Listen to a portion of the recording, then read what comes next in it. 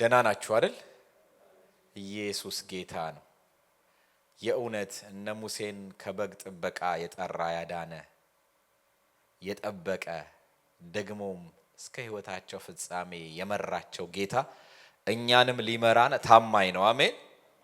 የእውነት ነው ምላችሁ ምንም አይነት ሕግ ባለበት እነሱ እንዲጠፉ እንዲደመሰሱ ያለ ሕግ ባለበት ማኖር ከቻለ እኛ ደግሞ በሰላሙ ሀገር የበለጠ ፍሬያማ እንድንሆን ሊያደርግ የበለጠ ይችላል። የእግዚአብሔር ስም የተባረከ ይሁን። ሃሌሉያ። እግዚአብሔርን እጅግ አድርገን ባርካለን። ቀጥለን እንጸልያለን። እኔ ጸሎቱ ነው የእውነት ዛሬ ብዙ የያዘኝ። መስፍኔም እግዚአብሔር ይባርክ ስታጸልየን ነበር። ያቡም እንዲሁ በጸሎት ውስጥና እግዚአብሔር አምላክ ይባርካችሁ። ይሄ አርብ ምሽት ልክ እንደዚሁ እንዲሆን ነው ኢኒሺያሊ የነበረው ኢንቴንሽን። ቀስ እያለን እየቆረጥ ነው መተን ለዚህ በቃን እንጂ የእውነት ሌሊቱን ሪሊ ምናነባበት ምንጸልይበት ቢያንስ ከ1 እስከ 2 ምንጸልይበት ምሽት እንዲሆን ነው ኢንቴንሽናሊ ተጀምሮ የነበረውና አሁንም ደግሞ የሚበረታ ሰው ከተገኘ እንቀጥላለን። ሰው ፈልገን ስለሆነ የምንመጣው ማይቻኮል ልጸልይ፣ ህይወቴ እንዲለወጥ፣ ቤተክርስቲያኔ እንድትለወጥ፣ ልጆቼ ትውልዴ እንዲለወጥ እፈልጋለሁ የሚል ሰው ከተገኘ ተያይዘን እንሄዳለን። ኢየሱስ ጌታ ነው። የእውነት ጊዜያችንን ካጠፋን አይቀር ብዙ ነገሮችን መስዋዕት አድርገን ከመጣን አይቀር ሪሊ እግዚአብሔር በህይወታችን እንዲመጣ ጊዜ እንስጠው። ጊዜ ይፈልጋል ሁሉ ነገር አይደለ? ስለዚህ ጊዜ እንስጠው። እግዚአብሔር አምላክ ሁላችሁንም ይባርክ። ዛሬ ከኔ ጋር እንደው ዛሬ እንድጀምረው አላሰብኩም ነበረ። ምናልባት የሚቀጥሉት 2 ሳምንቶች ክፍተቶች ስለሚኖሩ ቀጣይነቱን ትንሽ ስለሚያስተጓጉልብኝ ዕብራውያን ምዕራፍ 12ን ለመጀመር ኔክስት ዊክ የወሩ መጨረሻ ስለሆነ ጊዜውን ቃል ምን ሰማበት ነው። ከዛ በኋላ ያለው ወርሺፕ ናይት ነው ያለን። በወርሺፕ ናይቱ ላይ እዚህ ያላችሁ ሰዎች እንደው ብትቀሩ የሚኖርባችሁ ቅጣት ይታወቃችኋል አይደል? ምን አይነት ቅጣት እንደሆነ አይደል? ስለዚህ በዛ ጊዜም በጊዜ ተገኝተን የሚደረጉትን ነገሮች ራርተን አንድ ላይ ብንጀምር በጣም ደስ ይለናል። 6 PM ነው የሚጀምረው። ከዛ በኋላ ባለው ከ6 በኋላ በ13 ባለው ላይ ጀምሮ ደግሞ እቀጥላለሁ ይሄኛውን ትምህርት። ዛሬ ግን መግቢያውን ብቻ ጥቂት ነገር ብቻ መግቢያውን ኢቭን የመጀመሪያውን ክፍል እንኳን አልናገርም የሚበቃኝ ሰዓት ስላልመሰለኝ በምሽት ብንችል በጣም ማክሲመም ከ30 ደቂቃ በላይ ባንናገር ጥሩ ነው። ነገር ግን ደግሞ ትምህርትም ደግሞ ያስፈልገናል አይደለ? ጥሩ ከተገኘን የጸሎት ጊዜያቶች ሮብም አሁን ጀምረናል። የጾም ጸሎታችን ቀን አድርገነዋል። እግዚአብሔር ረድቶን ከዋን ጀምሮ ቤተክርስቲያኒቷ ክፍት ሆና መጸለይ የሚፈልግ መጥቶ ይጸልያል። የጸሎት ጊዜ ነው የቤተክርስቲያኒቱ። ከዛ ማታም ላይ እንደዚሁ የጸሎት የቃልና ደግሞ በተለያየ አይነት መንገድ ውስጥ ለሚያልፉ በስራቱ ስላሉ ሰዎች በብዙ ነገር ምንጸልይበት ጊዜ ይሆናል። እንደገና እሁድም ጠዋት ላይ እንደዚህ ቀድመን እንድንመጣና ይሄ ጊዜ ለትምህርትም ደግሞ እድል እግዚአብሔር የሰጠን ጊዜ ነው። ሰፊውን ሰዓት እንጸልይበታለን። ቢያንስ ግን 30 ደቂቃ አብረን እንማራለንና እባካችሁ ለመማር ሪሊ ሬዲ ሆነን እንድንመጣ በጣም አደራ ልወዳለሁኝ። ፊው ዊክስ ወስዳለሁኝ። እንደሌሎቹ ምዕራፎች በጣም ሰፊ አይደለም፣ ትንሽም ነው ባይባል ግን በጣም ሰፊ አይደለምና ጊዜ ብዙ ወስድ አይመስለኝም። ስለዚህ ለመማር ተዘጋጅተን እንግዲህ ትምህርት የሚገርማችሁ እኔ ባለሁበት ልክ አትሊስት ለማንሳት ነው የምታገለው ያለነውን አይደለ? ማለት እኔ ባለሁበት ልክ ማለት እግዚአብሔር በውስጤ በገለጠው ልክ ነው ለማካፈል ይህንን ነገር የማስበውና ይሄ በእንዲህ እንዳለ ግን ከኔ በላይ ቁጭ ብላችሁ ይህንን እኔ እንኳን ማካፍለውን ቃል የምታውቁት እንደዚህ ቢለው የምትሉ ሰዎች ልትኖሩ ትችላላችሁ። የእውነት ልትገልጡት የምትችሉ ሰዎች ልትኖሩ ትችላላችሁ። ቁም ነገሩ ያ አይደለም። እግዚአብሔር በመንፈሱ ምን ያስተምረናል በዚህ መካከል የሚለው ነው ትልቁ ቁም ነገር ብዬ በጣም አምናለሁኝ። ይህንን ምዕራፍ አንድ ርዕስ ሰጠውት። በየክፍሎቹ የተለያየ ርዕስ ብሰጣቸውም ለምሳሌ ኔክስት ዊክ ያለንን ክፍል የትውልድ ተጠያቂነት የሚልን ርዕስ ሰጥቻለሁ። ከዛ በኋላ ደግሞ በ3 ክፍሎች የእምነት ሩጫ በሚል ርዕስ የሰጠኋቸው አሉ። ክፍል 1 ሸክምን አራግፈን መሮጥ ወይም ደግሞ ሸክምን ማራገፍና መሮጥ በሚል ክፍል 2 ደግሞ ኃጢአትን አስወግደን ከዛ ደግሞ የእምነታችን ራስና ፈጻሚ የሆነውን ክርስቶስን ተመልክተን የሚል 3 ፖርሽን ያለው የእምነት ሩጫ በሚል እናገራለሁ። እንደዚህ የተለያዩ ርዕሶች በየሳምንቱ ሰጠዋለሁ። ነገር ግን ምዕራፉን ሙሉ የማይናወጥ መንግስት በሚል ሐሳብ ላይ እናገራለሁ። የእግዚአብሔር ስም የተባረከ ይሁን።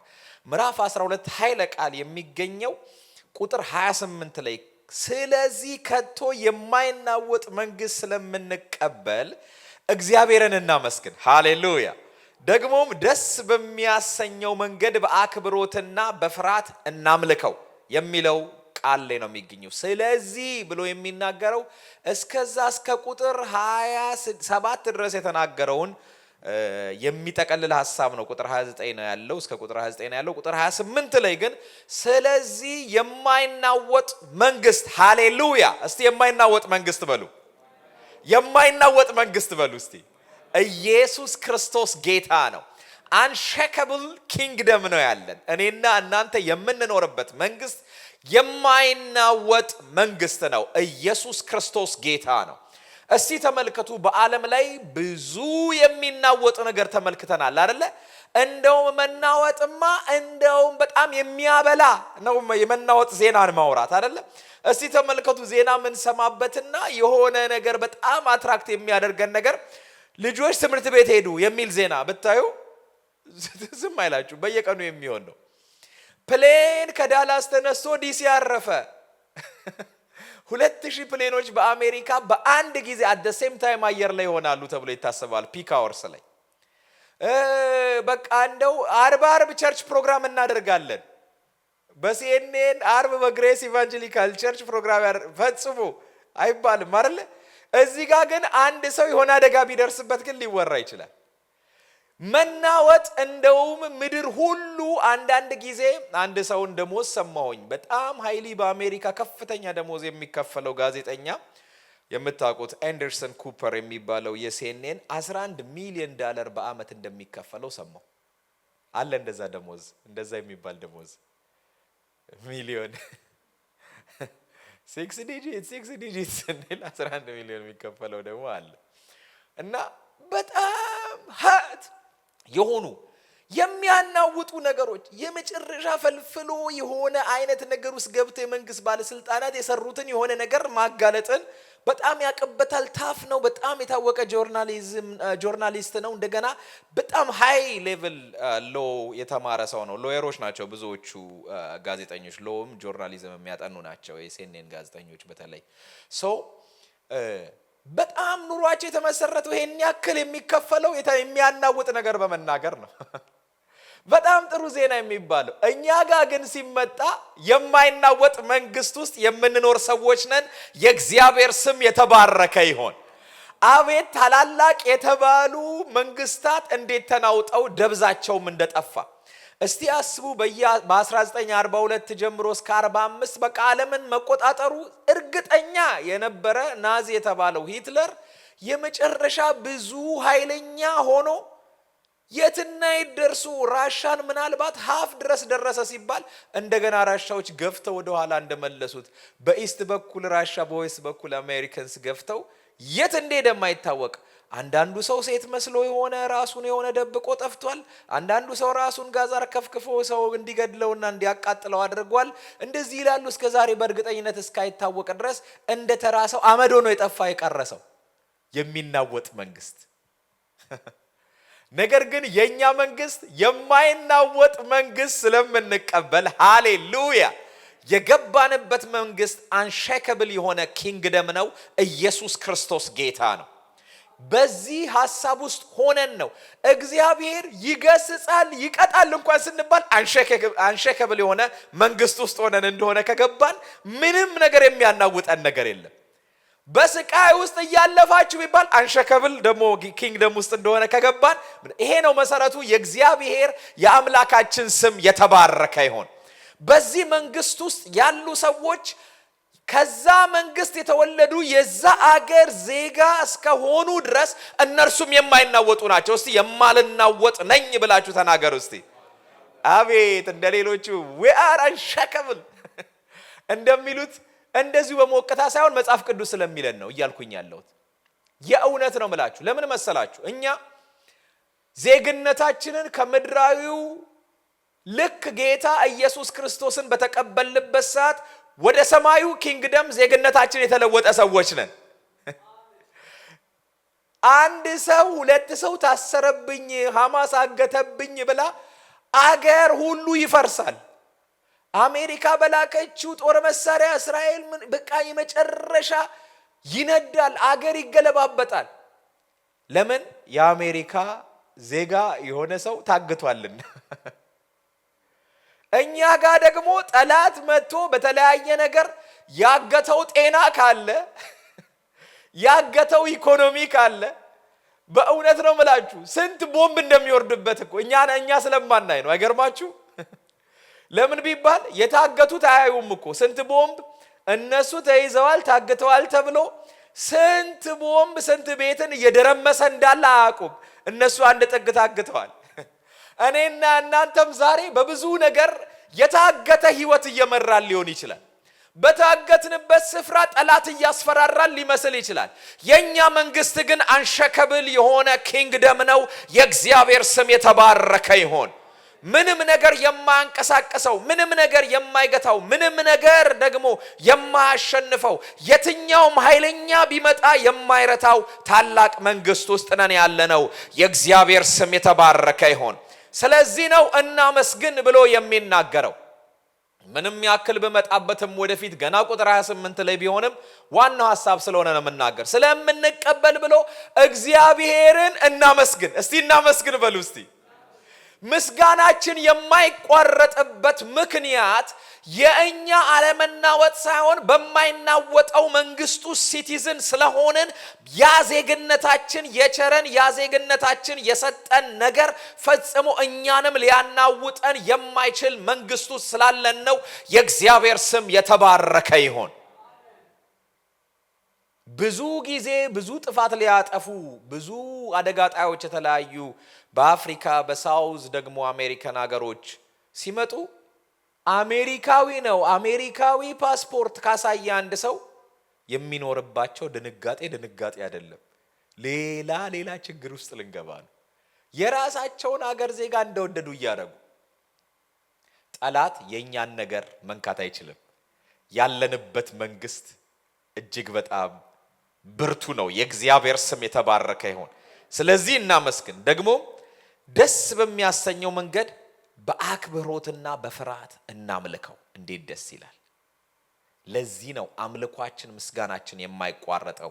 የእግዚአብሔር የአምላካችን ስም የተባረከ ይሁን። በአገራችን እንኳን በእኛ ዕድሜ እረ ስንቱን አየን ታምራት ሲዘምር በዚህ አጭር ዘመኔ እረ ስንት አሳየኝ እንዳለ ማለት ነው። ለእግዚአብሔር ክብር እኔም ምስክር ነኝ እያለ እንደዘመረ በእኛ ዘመን እንኳን ገና ልክ እኔ ራሴ ነው ማስታወሰው ነው ገና በልጅነት ቤት ውስጥ ገና አረ በልሳን ሲባል ምናን አረ ቀስ በሉ ይባላል። የሆነ ደርግ ካድሬ ከመጣ ገና ልጅ ነኝ ገና 7-8 ዓመትም ሳይሞላኝ በጣም በድንጋጤ ይመለካል በድብቅ። የሙሉ ወንጌል ሰዎች በቃ አንደርግራውንድ ጩኸት የለም፣ ጮክ ብሎ ማጨብጨብ የለም፣ እልልታ የለም። በቃ በሳይለንት ሚውት ተደርገው ነገር ግን ከውስጥ ሆነው እየበዙ ቸርቾችን ዘጋባቸው። ከቸርች አባሮ እስር ቤት ከተታቸው። ነገር ግን ከውስጥ እየፈሉ መውጣት ጀመሩ። የእግዚአብሔር ስም የተባረከ ይሁን። ጠላት የሚያስበው የመጨረሻ የሚታየውን ነገር እያሯሯጠ መዝጋት ነው። ነገር ግን የማይናወጥ መንግስት አለ። የእግዚአብሔር የአምላካችን ስም የተባረከ ይሁን። በሚታይ ነገር ላይ የማይደገፍ ፈጽሞ በመንግስታት የጦር መሳሪያ የማይደገፍ የማይናወጥ መንግስት ውስጥ አለን። የእግዚአብሔር የአምላካችን ስም የተባረከ ይሁን። ፈጽሞ ማንም አይችለውም በሚባል ጊዜ ደጋግሜ የምናገረው ምሳሌ አለ። አንድ ሰው የተናገረው አንዱን ከእስር ቤት ከተደረደሩት ውስጥ እስር ቤት በአንድ ጣውላና የተለያየ ሲሚንቶ መሬት ላይ ካሉት ውስጥ ጎትቶ አንድ ካድሬ መጥቶ ጭንቅላቱን ምን በሚያክል ከስክስ እንደዚህ ረግጦ ከእጃችን ማን እንደሚያወጣችሁ እናያለን። ይሄ ኢየሱሳችሁ ያወጣችሁ እንደሆነ እስቲ ከዚህ እስር ቤት ያወጣችሁ ብሎ መርገጥ ጀመረ አንዱ። ልክ ያ ሰው ተረግጦ በቃ እያለቀሰ ተመልሶ አንድ ዳር ይዞ ቁጭ ሲል ያካሬ ምትሉት ነገር አለ ልብ ያለው ይውጣ እስቲ እያለ ከፎከረ በኋላ ሁሉም ዝም ካለ በኋላ ሲወጣ አንደኛው ሳብ አድርጎ ቁራጭ የሆነች ወረቀት ላይ ይጽፍ ጀመረ። ምን የሚል ነገር ነው የሚጽፈው? የሚያስገርም ግጥም እየገጠመ ነው። የሰናፍጯን ቅንጣት ቢዘራ ጌታ በምድር እንድትበዛ ያ ጉልበተኛ አለ።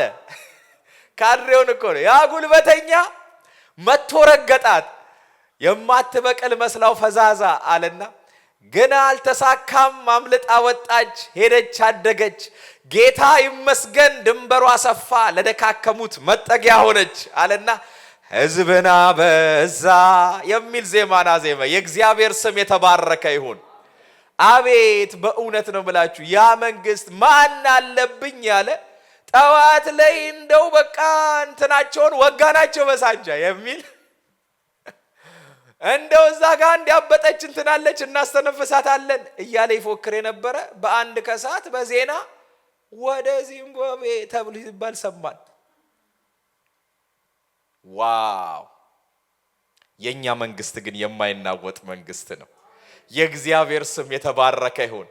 ከዛም ብዙ አመት ለመቶ አመት ምናምን መንገዛው በእውቀት በገንዘብ እንደገና በስልጣን ለመቶ አመት ሴኪዩር የምናደርግበት ስትራቴጂ ነው ያለን የሚል መንግስት መጣ። ባልታወቀ ታይም በመንገድ ድንጋይ በሚዘጉ ወጣቶች ተወርውሮ ወደቀ።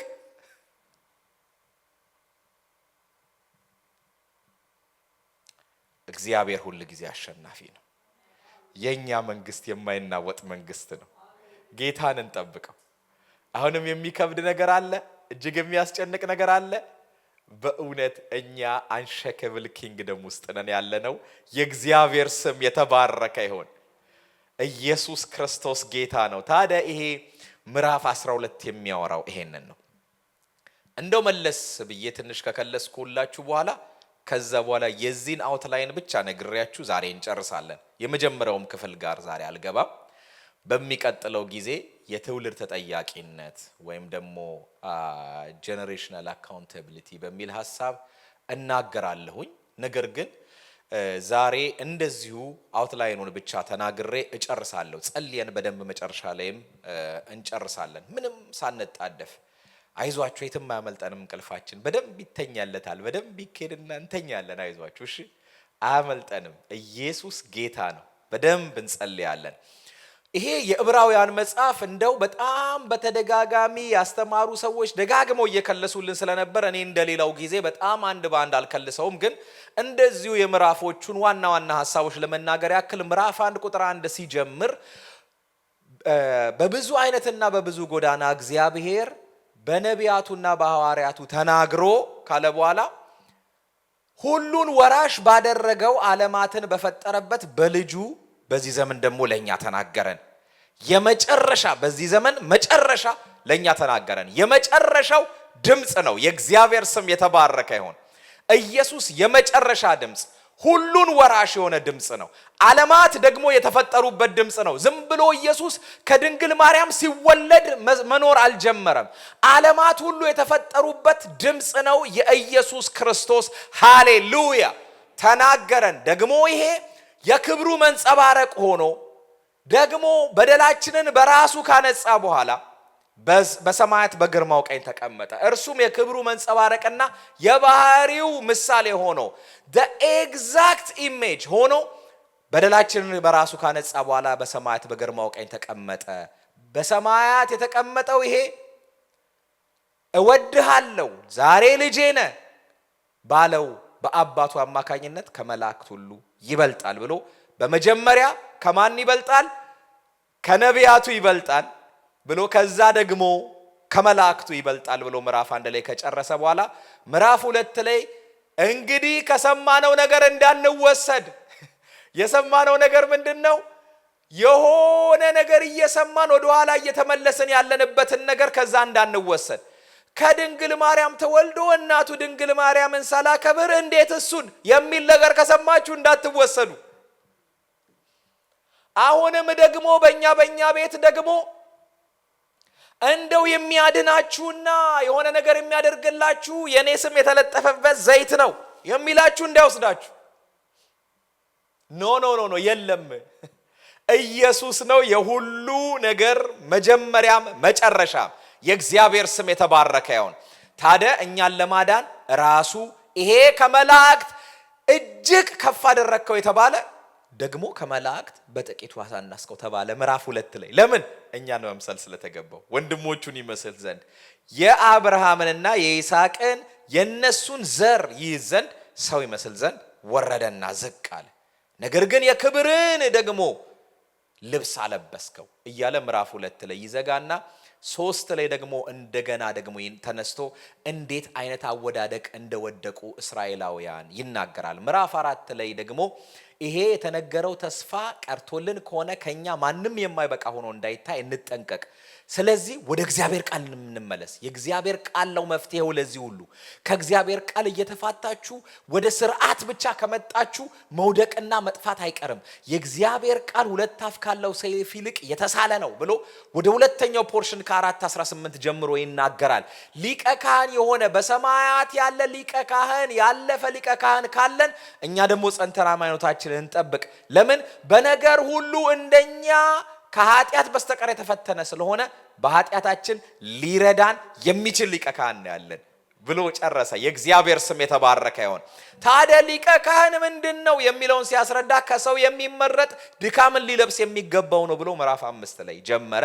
ከዛ በኋላ ይሄን የሚያክል ዕውቀት ይዛችሁ ከጊዜው የተነሳ ይሄ ሁሉ ዘመን ኢንቨስት ተደርጎባችሁ አስተማሪ ልትሆኑ ሲገባችሁ እናንተ ግን ገና እንደ ሕፃን ወተት የምትጋቱ ነው የሆናችሁት። ጠንካራ መብል መብላት አልቻላችሁም። ጠንካራ መብል ግን በህይወታቸው ክፉና ደጉን ማወቅ ለለመዱ ለእነርሱ ነው ጠንካራ መብል ብሎ ምዕራፍ 6 ላይ እንግዲህ የክርስቶስን የመጀመሪያውን ትምህርት የመጀመሪያውን ነገር ትተን ወደ ፍጻሜ ወደ ብስለት እንሂድ፣ ደግመን መሰረትን አንመስርት። እነዚህ መሰረቶች ከሞተ ሥራ ንስሐ፣ ስለ ጥምቀት እንደነዚህ የመሳሰሉ መሰረታዊ የሆኑት ነገሮች ላይ ቆማችሁ ቀርታችኋል እዛችሁ ጋር እያለ እየተናገራቸው እንደቀጠለ ለንስሐ ፍሬ ማፍራት ፈጽሞ አንዴ የተመለሰ ሰው አይቻለውም ብሎ ተናግሮ ነገር ግን በእነርሱ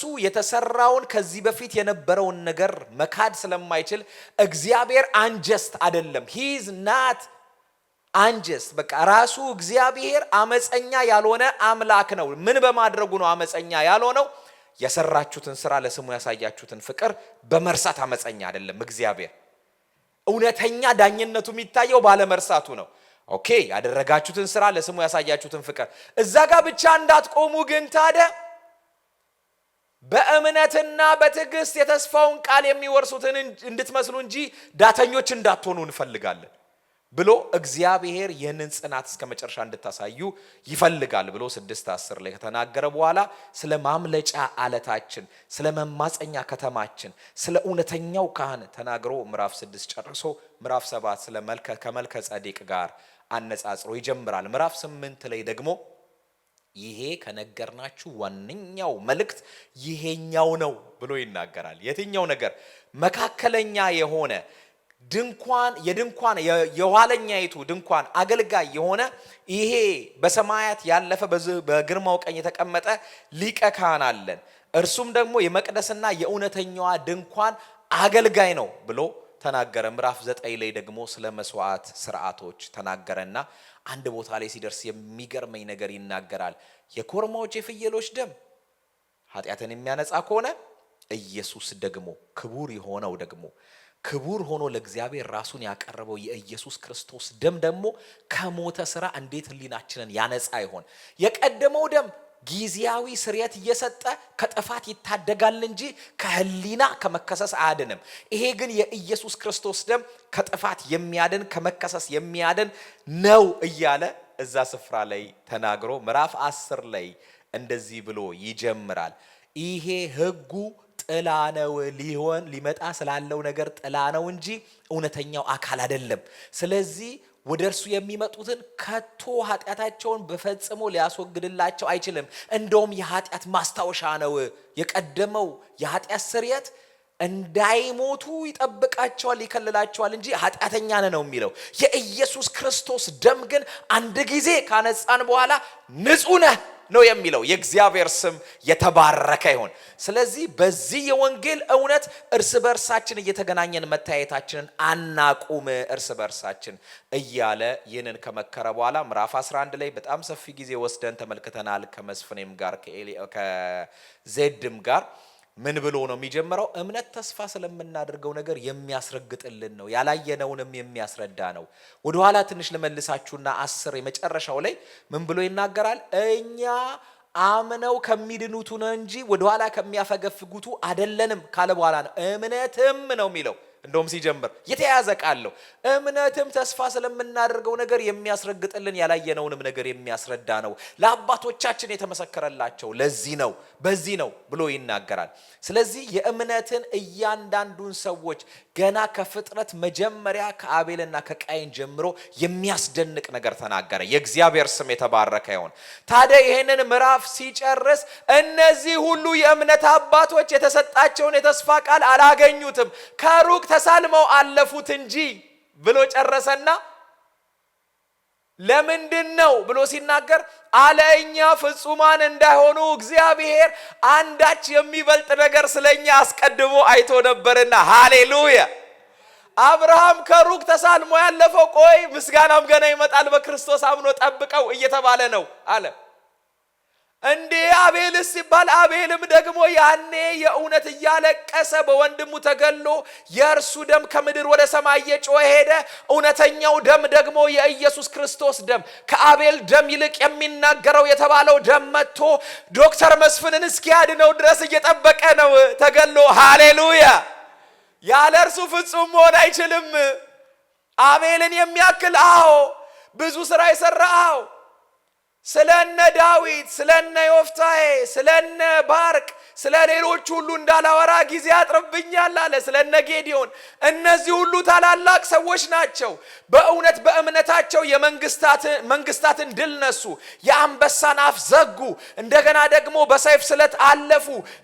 አቤት! ከዛ እንደገና ይገለብጥና አሁንም ደግሞ የድል መንሳት ሌላው ገጽታ በመሸነፍ ውስጥ ያለ ማሸነፍን ደግሞ ሲያሳይ አንዳንዶቹ ደግሞ የበለጠውን ትንሣኤ እንዲቀበሉ በስለት ውስጥ አለፉ፣ ደግሞ ሙታናቸውን በእምነት ተቀበሉ እያለ እየተናገረ ሄዶ ነው አለኛ ፍጹማን እንዳይሆኑ ነው። ግን እነዚህ ሁሉ እየተጠበቁ ያሉት በተለየ ክፍል በሲኦል እየተጠበቁ ያሉት እኛ በክርስቶስ አምነን አብረናቸው ወራሾች እንድንሆን ነው። የእግዚአብሔር ስም የተባረከ ይሁን አለ። ይሄ ምዕራፍ ሲጀምር ምዕራፍ 12 እንግዲህ እነዚህን የሚያክሉ ምልክቶች አንድ ምዕራፍ ሙሉ ልዘረዝር ጊዜ ያጥረኛል ብዬ ተውኳቸውን እንኳን ብተዋቸው እነዚህን የሚያክሉ ምልክቶች እንደ ደመና በዙሪያችን ካሉልን አለና እኛ ደግሞ ሸክምን ሁሉ ቶሎም የሚከበንን ኃጢአት አስወግደን የእምነታችን ራስና ፈጻሚ የሆነውን ክርስቶስን ተመልክተን ከፊታችን ያለውን ሩጫ በትዕግስት እንሩጥ። እርሱ አለ እርሱን የምናይበት ምክንያት እርሱ ነውርን ንቆ ከፊቱም ስላለው ደስታ በመስቀል ታግሶ በሰማያት በግርማው ቀኝ ተቀምጧል። ስለዚህ እናንተ ደግሞ እሱ ስትመለከቱ ምን ትሆናላችሁ? በነፍሳችሁ ዝላችሁ አትደክሙም። በነፍሳችሁ ዝላችሁ እንዳትደክሙ በሚገጥሟችሁ ውጊያዎች ውስጥ በቃኝ አሁንስ ብላችሁ በቃ ጊቭ አፕ እንዳታደርጉ ከተቃዋሚዎች በደረሰበት እንዲህ ባለ መቃወም የጸናውን አስቡ ይላል። የእግዚአብሔር ስም የተባረከ ይሁን።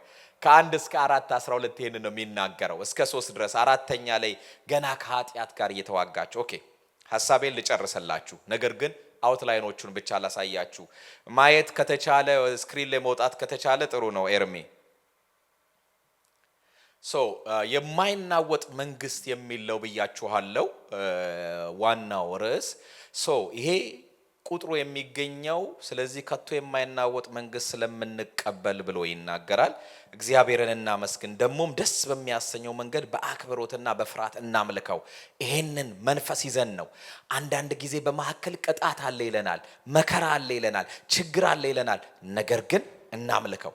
ኦኬ የመጀመሪያው ክፍል ከ12:1 ላይ ኔክስት ዊክ የምንመለከተው the cloud of witness አለን የምስክሮች ህይወት ብርታት ነው ምንመለከተው ወይም ዋነኛው ሐሳብ ሌላ ርዕስ እንኳን በሰጠው ይሄ ክፍልን ስንመለከት በዚህ ክፍል ውስጥ የምንመለከተው አንድ ትልቅ ነገር ምንድነው የቅብብሎሽን ህይወት በዚህ እንመለከታለን ለምን ቢባል እንደ ደመና እነዚህን የሚያክሉ ሲል ምንቀባበለው አለ ከዛ የኋለኞቹ ምሳሌነትን እንመለከታለን ከዛ የግል ደግሞ ተጠያቂነትን እኛ ደግሞ ብሎ ሲናገር ማለት ነው ሁለተኛው ደግሞ ቁጥር 2 እና 3 ላይ ያለውን የሚመለከት ሲሆን ይሄ ደግሞ በክርስቶስ ላይ አይናችንን እንድናደርግ የሚናገር ክፍል ነው ሙሉን አላነበላችሁም እናንተው ስለምታነቡት ነገር ግን በዚህ ውስጥ የእምነታችን መሰረት ምንድነው የሚለውን በጣም ወሳኝ ቃል ነው ይሄ የእምነታችን ራስና ፈጻሚ ወይም ደግሞ the author and finisher of our faith የሚለውን ሐሳብ በደንብ እንመለከታለን ከዛ ደግሞ ትዕግስትና ደስታ really በመታገስ ውስጥ ያለ የደስታ ህይወትን በፊቱ ስላለው ደስታ ከሚለው ሐሳብ ጋር እንመለከታለን ከዛ በኋላ ከሁሉ በላይ የከበረ ጌታ ይሄ exalted የሆነ already በሰማያት በግርማው ቀኝ የተቀመጠ አምላክ እንደሆነ እንመለከታለን የጸናውን ማሰብ ደግሞ በሚል ሐሳብ ላይ እንመለከታለን ሶስተኛው ግን ክፍል እንደዚህ በጣም አጫጭሮችን ከዚህ በፊት እንዳሉት አይደለም ከ4 እስከ 11 ያለውን ወደ 7 ቁጥሮች ያው ዲሲፕሊንን ኢንዲዩር ማድረግ ወይም ደግሞ በመለኮታዊ ቅጣት መጠቀም በሚል ሐሳብ ላይ እንደው በቅጣት መጽናት ወይም ለመቀጣት መታገስ የሚል ሐሳብ ያለው ነው በሙሉ እዛ ጋር የሚያሳየው ክርስቶስን ተመልክተን እንሂድ ካለ በኋላ ገና ከኃጢአት ጋር እየታገላችሁ ደም እስከ ማፍሰስ አልተቃወማችሁም ከሚል ሐሳብ ጀምሮ ያለውን ስለ መንፈሳዊ ተግሳጽ ማስታወሻ ከዛ ደግሞ የልጅነት ህይወት ከዛ ደግሞ የተግሳጽ ዓላማና ጥቅምን በዚህ ውስጥ እንመለከታለን ከቁጥር 12 እስከ 13 ባለው ደግሞ የደከሙትን በማበርታት ላይ ስለ ህብረት ምንነት እንደገና ደግሞ መስመርን ጠብቆ ስለመራመድና የማቀናት ሰዎችን የመመለስ ዓላማ እንመለከታለን ሌላው አንድ ላይ የምንመለከተው ከቁጥር 14 እስከ 17 ያለውን ክፍል ነው ይሄ የክርስትና ህይወት መርሆችን በዚህ ውስጥ እንመለከታለን ለምን ሰላምና ቅድስናን ፈልጉ ብሎ ይናገራል ከሰው ሁሉ ጋር ሰላምን ተከታተሉ ከዛ ተቀደሱም ዘንድ ፈልጉ በሚለው ሐሳብ ፐርሱ አድርጉ እንደገና ደግሞ የክርስትናን ብክለት የሚያመጡ ነገሮች ዲፋይልመንትን የሚያመጡ ነገሮችን እንመለከታለን ሌላው ያልበቃ ህይወት ዲስኳሊፊኬሽንን እንመለከታለን በክርስትና ህይወት ውስጥ ያሉ ያልበቁ ህይወቶች እግዚአብሔርን የማያከብር ህይወት በኤሳው ህይወት እንደገና ደግሞ እግዚአብሔር የሌለበት ከንቱ ለቅሶ በሚሉ ሐሳቦች ላይ ደግሞ እንመለከታለን ሌላው እጅግ በጣም ደስ የሚለኝ ክፍል ይሄኛው ነው ከቁጥር 18 እስከ 24 ያለው ክፍል ነው የአዲሱ የጽዮን ህይወት ብልጫ ወይም ደግሞ የጽዮን ህይወት ብልጫ ቀደም ያልኳችሁ አንሸከብል ኪንግደም ስለምንቀበል የሚለውን ሐሳብ ሃሌሉያ አነጻጽሮ ይነግረናል ሙሴ በነበረበት ጊዜ ተራራውን የሚያጤሰው ኃይለኛ የእግዚአብሔር ግርማ የሚያስፈራ እይታ ነበረው የሚያስፈራ ድምጽ ነበረው የሚያስፈራ ደግሞ ኪዳን ነው ያንን ስንመለከት እኛ ግን እናንተ እዩት እንግዲህ ቁጥር 18 ላይ ወደዛ አልደረሳችሁም ይልና ቁጥር 24 ላይ ደግሞ ወደዛ ደርሳችኋል ይላል ወደዚህ አልደረሳችሁም ወደዚህ ደርሳችኋል አልደረሳችሁም ወይም አልደረሳችሁም ደርሳችኋል ለምን ቢባል መነገር መቻል አለበት በእኛ ህይወት ውስጥ ተራራው ጤሰ ጌታ መጣምና በውስጣችን እንዳለ ማወቅ አለብን ምን አይነት የክብር ህይወት ውስጥ እንዳለን እግዚአብሔር እንድናውቅ ፈልጓል የእግዚአብሔር ስም የተባረከ ይሁን ክብር የምንለውን ክብር እውነተኛውን ነገር እንድንለይ እግዚአብሔር አምላክ ፈልጓል በሙሴ ዘመን ካለው ክብር የበለጠ ክብር ህይወት ውስጥ ነው ያላችሁት እናንተ የደረሳችሁበት ህይወት የሚቀበል ዌልካሚንግ የሆነ ሲቲ ነው የሚቀበል የጽዮን ተራራ ነው ማለት የገባችሁበት ህይወት ከዛ ደግሞ የሚቀበሉ መላእክት ያሉበት ዌልካሚንግ ኤንጅሎች ያሉበት ነው ከዛ ደግሞ የሚቀበሉት ቅዱሳን እነዚህ ከአዲስ ኪዳን ቅዱሳን ጋር የምትቀላቀሉበት ይሄ ነው እንደገና ደግሞ ሁሉንም ደግሞ በእውነተኛ መንገድ የሚዳኝ ዳኛ ያለበት ህይወት ነው ከዛ በላይ ደግሞ የሁሉ መካከለኛ የሆነ ደግሞ ወደርሱ የሚመጡትን የማያሳፍራቸው መካከለኛ የሆነ እውነተኛ አማላጅ ያለበት ከዛ ደግሞ ከአቤል ደም ይልቅ የሚናገር ወደ መርጨት ደም ደርሳችኋል ሃሌሉያ ይህንን ነገር ይናገራል። እነዚህን እናያቸዋለን በአንድ ሴሽን አንድ በአንድ መጨረሻ ላይ የማይናወጥ መንግስት ቀድም የነገርኳችሁ የመልእክቱ ዋነኛ ሐሳብ ነው ያልኳችሁን የእግዚአብሔር ማስጠንቀቂያ ቃል ከዛ ደግሞ በዛ ውስጥ በአክብሮትና በምስጋና በመንግስቱ እንዴት ነው የምንኖረው? አንደኛ ጸንቶ መቆም ያስፈልጋል ስታንድ ፈርም ይላል። ከዛ በፍርሃት ማመስገን ያስፈልገናል ይላል። ከዛ ደግሞ አስፈሪውን ማገልገል ያስፈልገናል። እንደገና ደግሞ ከለላ መፈለግ ያስፈልገናል። እግዚአብሔር የሚባላ እሳት ነው ብሎ ስለሚጨርስ ማለት ነው። ኦኬ ስለዚህ በሚቀጥለው ጊዜ የትውልድ ተጠያቂነት በሚል ሐሳብ በአንድነት እንመለከታለን። እግዚአብሔር አምላክ ሁላችሁንም ይባርክ። ተነስተን ቆመን እንጸልያለን።